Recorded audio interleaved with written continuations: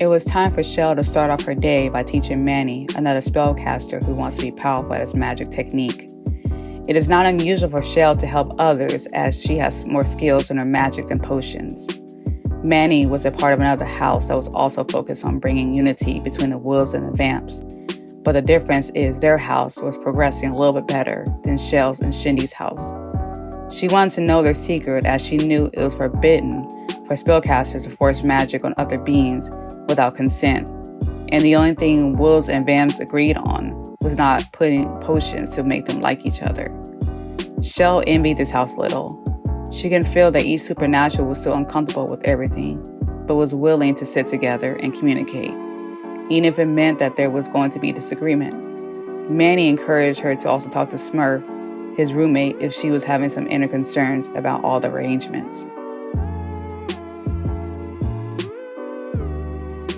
A little birdie told me there's trouble in paradise, and I'm not talking about your relationship status, Chelle, Smurf joked. I'm gonna let that slide for now, since there's other problems and not just your corny jokes, Chelle retorted. Before she could get a word in, the spell she put on herself to hide the stench from the failed potion mishap revealed. The awkward stare down was quite loud between the three till Manny broke the silence. By the unnatural. You still haven't taken care of that yet? While she was still very curious about the progression of the house, she had no choice but to go to the realm and, embarrassingly enough, get help from one of the leaders if she was going to move on from this.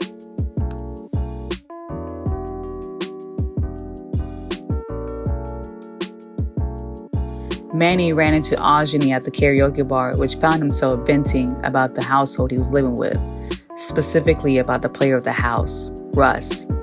Adjoni just wanted a night off away from the drama, and yet here is another one. You do understand I have 500 years of hate against this guy, right? It's not like this is anything new to you, Manny. Manny was too stuck on gossiping to even hear what Adjoni had said and noticed Russ was also at the bar through social media.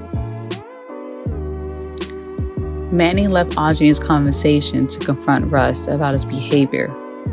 Why does it bother you so much in what I'm doing, Manny? It's not like it's hurting you 1 minute, sweetheart. Or are you envious? Speak the truth instead of judging. Smurf wanted to wind down from watching over his house and invited his friend Shende over to join in some karaoke. You ready to forget the world and embarrass ourselves again? Shende, embarrass ourselves? We're naturals.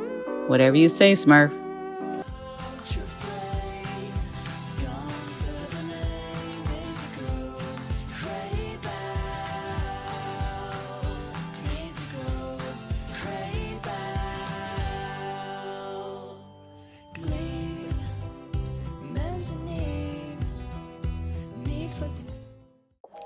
No, Dani, you're not to leave. I finally got the help I needed. You can smell it. The failed potion's off me.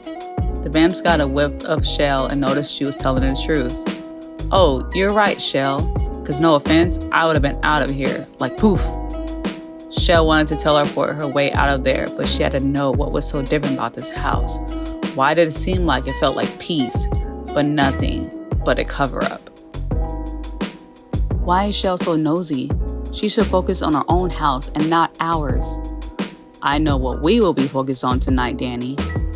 Brandon, I'm being serious. Wow. She can't know this house hasn't been enchanted by Smurf to seem like we are all cool when it's the opposite. Isn't that a rule break or something? That magic cannot interfere with what they are doing? Are you even listening? Yes, dear, I am.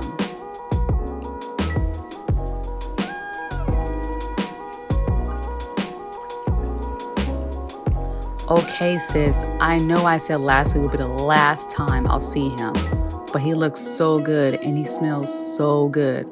I promise. We just going to talk and that's it. So, are you not going to tell her what we did last night and this morning, Bianca? Bianca was almost too stunned to speak. She knew it was a bad idea to get with the well-known bad boy, but as a new fledgling vampire, she would not control herself, and she wanted him, even if it meant she most likely wasn't his one and only.